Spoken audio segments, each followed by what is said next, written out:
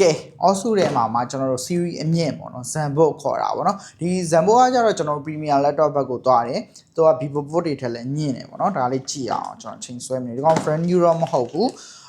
ဒါပေမဲ့brand new လို့ပါပေါ့နော် Blue Hot packet ပါမယ်ဒီဇိုင်းလေးရင် show ပေးပါဒီဇိုင်းလေးဒီမှာတွေ့လားကျွန်တော်လက်ရလေးတော့နည်းနည်းထင်တယ်သူ့ရဲ့အသားတော့ဒီမှာ also Zenbook လုံးဝ premium channel laptop တစ်လုံးပေါ့နော်ဒီမှာဟိုသူ့ရဲ့ dock style အလုံးဝအလုံးလေးဟိုမှာအလုံးလေးနဲ့ပေါ့နော်လုံးဝပတ်တာပုံစံမျိုးလေးလုပ်ပေးထားတယ်ကြစ်လစ်နဲ့ကန်ရတယ်အဓိကဒီတစ်စိမ့်လေးပေါ့နော်ဒီတစ်စိမ့်လေးကိုတီးလာမသိဒီစိမ့်ကဟုတ်ပြီနော်ဘာနဲ့တူလဲဆိုရင်ကျွန်တော်လေး Star Trek movie လေStar Trek movie တွေကသူတို့ရဲ့logo နဲ့တွားတူတယ်ဟုတ်နော်အဓိကတော့သူတို့ရဲ့ဟိုဟာတော့ drive ပြပေးရပါတော့ဒီမှာဆိုရင်ကျွန်တော်တို့ဒီ Zenbook ကိုမှာကျွန်တော် Ryzen 7 9900ကျော် series နဲ့သုံးရမယ် 16GB ပါဝင်မယ်5.2ပါဝင်မယ်ပေါ့နော်အဓိကတော့သူ့ရဲ့အားသာချက်ကပါလဲဆိုရင် OLED screen နဲ့ဖြစ်သွားတယ်သူ့ရဲ့ model က Asus Zenbook 14 OLED ပေါ့နော် OLED ဆိုတဲ့အတွက် color ကတော့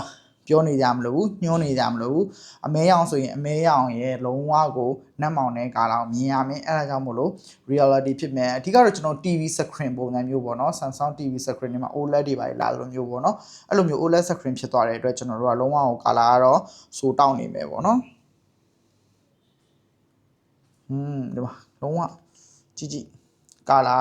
ကတော့လုံးဝစိုးတောက် effect ပေါ့နော်ဒါတို့ရဲ့ design တွေပေါ့နော်ကျွန်တော်တို့ကကြတော့ဒါဆိုရင် 2.8K ပေါ့နော် resolution က 2.8K ဖြစ်မယ်2880 1800 resolution 90Hz နဲ့လာမယ်battery ကလည်းဒီကောင်တော်တော်လေးရမယ်ပင်180ချိုးလို့ရမယ် noise cancellation တွေပါမယ် Dolby Atmos ဟို speaker တွေဖြစ်သွားမယ်အကြမ်းခန့်တဲ့ဘိုင်းနေနဲ့ပါပြီးသားပေါ့နော် SD card တွေ Type C သူက Type C အားသွင်းလို့ဖြစ်သွားမယ် Type C ရမယ် DP ရမယ်နှစ်ချက်ရမယ် HDMI ရမယ်မှာအကုန်လုံးရမယ်ဟုတ်ပြီနော်ရမ်းမိုက် OLED ကတော့เนาะပြောနေကြအောင်မလို့ OLED screen ဆိုတဲ့အတွက်ကို share ပဲเนาะဒီကဒီ design က premium ဆန်မယ်ပေါ့နော် Zenbook တွေကတော့ထုံးစံတိုင်းဈေးနဲ့တော့နည်းနည်းများမယ်luxury ဆန်မယ် premium ဆန်မယ်တုံးရတဲ့လူကလည်းဒါပေါ့နော် feeling တစ်မျိုးတော့ရမှာပေါ့လေနော်အဓိကတော့ OLED screen ကိုကြိုက်တဲ့လူတွေဆိုတော့ရွေးချယ်ဝယ်ပြီးတော့အသုံးပြုတင်တယ်ပြီးတော့ဒီမှာ number pad မှာ sorry touch pad မှာ number pad on off ပါသွားမယ်အဲ့တော့စင်းစရာတွေကို14လက်မဆိုင်မှာလည်းလောက်ရတာလေအရန်ကိုဆင်ပြေသွားမယ်